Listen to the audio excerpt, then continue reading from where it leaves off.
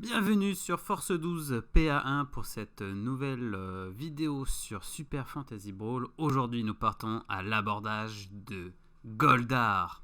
Alors Goldar est un pirate qui a 8 points de vie, 1 d'armure. Le niveau 2 de Goldar lui donne la capacité suivante, il est immunisé au push. Alors Goldar, 8 points de vie, 1 d'armure, ça en fait un personnage suffisamment tanky. Alors c'est pas intuable, mais il demandera beaucoup de ressources à votre adversaire pour le mettre à terre. Son niveau 2 est intéressant car il offre une capacité de contrôle qui est très forte. Par contre, Goldar ne sera jamais niveau 2 quasiment car il n'a très peu de moyens de mettre des dégâts avec ses cartes, comme nous allons le voir tout de suite. Alors les cartes de Goldar, voyons-les tout de suite. On va commencer avec ses cartes bleues et la fameuse Set Sails. Set Sails, c'est un mouvement de 1 suivi par un dash de 5, ce qui ignore les champions et les pièges. En plus, ça met des dégâts. La deuxième carte bleue, Uncle's Await. Pardonnez mon accent de pirate. 2 bots, une attaque en zone qui colle 1 dégât suivi par un push de 1. En carte rouge, nous avons Intimidation, donc c'est la réaction de Goldar. Vous gagnez un shield, un bouclier et l'attaquant subit une peur de 2. Et la Harpoon Strike, donc c'est une attaque, 1 dégât, une portée de 2 à 3, 2 bots. Et ensuite, vous faites un pool de 2.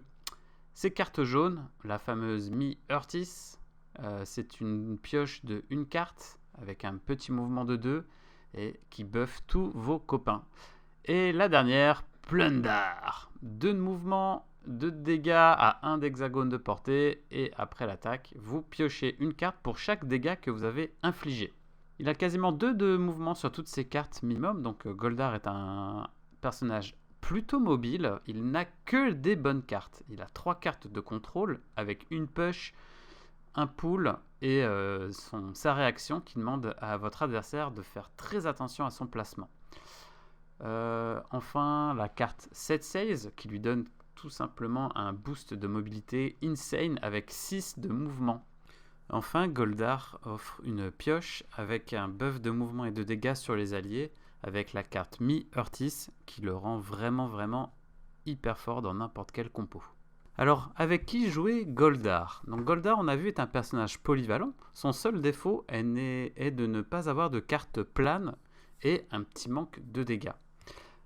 Alors, du coup, nous proposons de jouer Kolel et Kolel car il a sa carte Scout Ahead qui vous permet de piocher 3 et de planifier 3.